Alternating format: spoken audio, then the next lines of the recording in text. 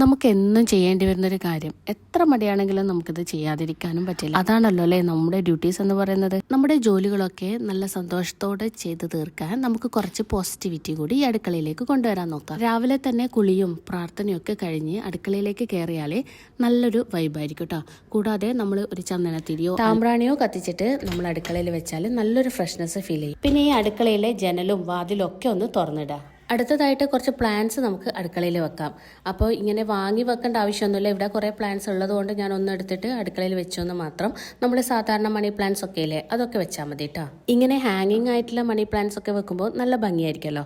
പിന്നെ ഈ പ്ലാന്റ്സ് ഒക്കെ വെച്ചതുകൊണ്ട് നമ്മുടെ പണികളൊന്നും തീരില്ല, എന്നാലും നമുക്ക് നമ്മുടെ ജോലികൾ ചെയ്യാൻ നല്ലൊരു വൈബായിരിക്കും, അത്ര തന്നെ. പിന്നെ നമ്മൾ തലേ ദിവസം നല്ലവണ്ണം ഒരു മുൻകരുതൽ എടുക്കണം. എന്നാൽ മാത്രമേ നമുക്ക് പിറ്റേ ദിവസം വേഗം ജോലി ചെയ്ത് നമുക്കൊരു മടുപ്പ് ഒഴിവാക്കാൻ പറ്റും. അപ്പം തലേ ദിവസം രാത്രി ഞാൻ ഉറങ്ങാൻ കിടക്കുമ്പോൾ ഈ അരി വെള്ളത്തിലിടും. അപ്പോൾ രാവിലെ തന്നെ നമ്മൾ ചോറ് ആയി കിട്ടും. അങ്ങനെ രാവിലെ തന്നെ ഈ അടുപ്പ് കത്തിച്ചിട്ട് ചോറ് നമ്മൾ വാർക്കുകയാണ്. അപ്പോൾ ഈ ചോറിൻ്റെ പണികളും ചായയുടെ പണികളും ഒരുമിച്ചങ്ങ് ചെയ്യുകയാണെങ്കിൽ ഈസി ആയിരിക്കും. നമ്മൾ അല്ലാതെ ചായ കഴിഞ്ഞ് പിന്നെ ചോറിൻ്റെ പണിയെടുക്കുമ്പോൾ നമുക്ക് തന്നെ മടുപ്പ് വരും. പിന്നെ പ്രത്യേകിച്ച് ഈ ഒരു സമയത്ത് ഭയങ്കര ചൂടല്ലേ, പ്രത്യേകിച്ച് നമ്മുടെ അടുക്കളയെല്ലാം നിൽക്കുമ്പോൾ ഒരുപാട് നമുക്ക് ചൂട് ഫീൽ ചെയ്യും അല്ലേ, ഗ്യാസിൻ്റെ ചൂടും ഒക്കെ. പിന്നെ നമ്മൾ ചെയ്യേണ്ട ഒരു കാര്യം എന്ന് പറയുന്നത് ഒരു ടൈം വെക്കുക. അതായത് നമ്മളിപ്പോൾ 6 മണിക്കാണ് കിച്ചണിൽ കയറുന്നതെങ്കിൽ ഞാനൊരു 8:30 ആകുമ്പോഴത്തേക്ക് എൻ്റെ ജോലിയെല്ലാം തീർക്കും എന്ന് മനസ്സിൽ പ്ലാൻ ചെയ്യുക. അപ്പോൾ നമ്മൾ ഓക്കെ ആയിരിക്കും. പ്രത്യേകിച്ച് ഇപ്പം വെക്കേഷൻ ആയതുകൊണ്ട് ഒരു തിരക്കുമില്ല. അപ്പോൾ നമ്മളിങ്ങനെ ഫോണ് നോക്കിയിട്ട് നമ്മുടെ ടൈം ഒരുപാട് അങ്ങ് പോകും. അപ്പോൾ അത് പ്രത്യേകം ശ്രദ്ധിക്കുക, ഫോണ് മാറ്റി വെക്കുക കേട്ടോ. പിന്നെ നമ്മൾ ചെയ്യേണ്ട ഒരു കാര്യം എന്ന് പറയുന്നത് ഇപ്പം എടുത്ത പാത്രം അപ്പം തന്നെ അങ്ങ് കഴുകി വെക്കുക. എല്ലാവരും ചെയ്യുന്നതായിരിക്കും, എന്നാലും ചെയ്യാത്ത ചില ആൾക്കാർക്ക് വേണ്ടിയിട്ടാണ് ഈ പറയുന്നത്.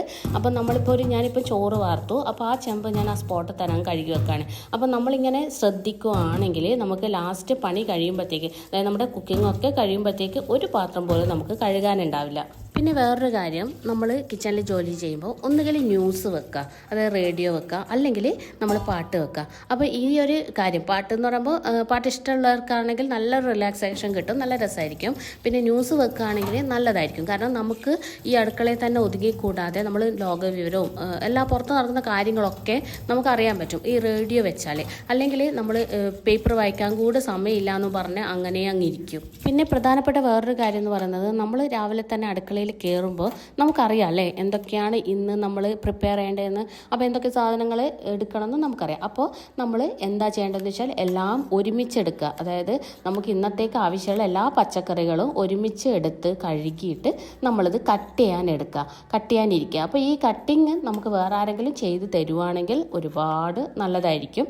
പക്ഷേങ്കിൽ ആ ഒരു ഓപ്ഷൻ നമുക്കില്ല എങ്കിൽ നമ്മളിങ്ങനെ ചെയ്താൽ മതി കേട്ടോ. അതായത് നമ്മളിപ്പോൾ ഒരു കാര്യത്തിന് ഒരു ഉള്ളി എടുത്ത് അതരിഞ്ഞ് മറ്റേതിന് വേണ്ടി 2 പച്ചമുളക് എടുത്ത്, അപ്പോൾ നമുക്ക് പണി തീരെ സ്പീഡിൽ കഴിയില്ല. അപ്പോൾ ഇത് നമ്മൾ രാവിലെ തന്നെ എല്ലാ കാര്യങ്ങളും കഴുകിയിട്ട് നമ്മൾ മുറിച്ചിടാൻ നിൽക്കുക. അപ്പോൾ ഈ മുറിച്ചിടൽ മാത്രം ചെയ്യാൻ പാടില്ല കേട്ടോ.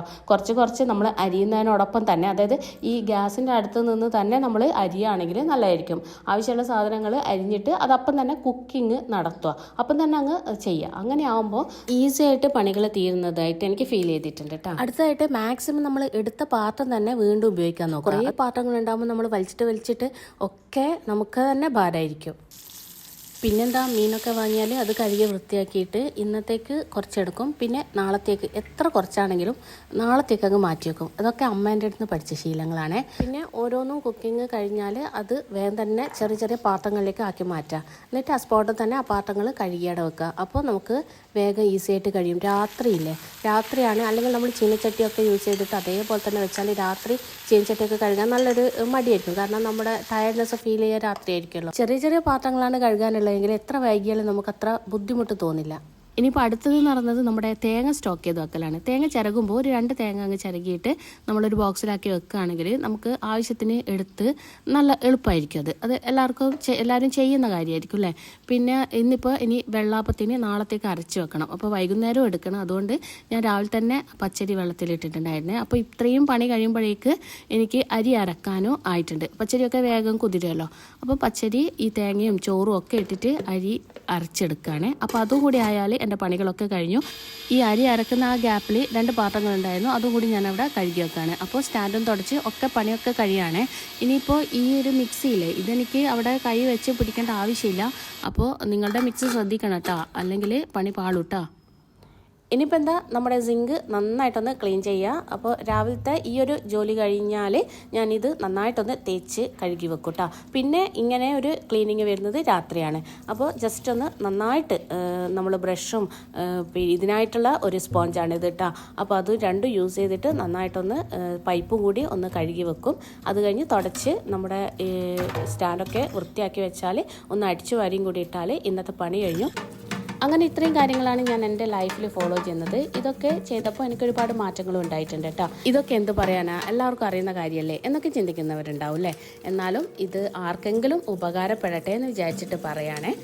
അങ്ങനെ ഇന്നത്തെ വീഡിയോ ഇത്രയേ ഉള്ളൂ. ഇനി അടുത്ത വീഡിയോയിൽ കാണാം.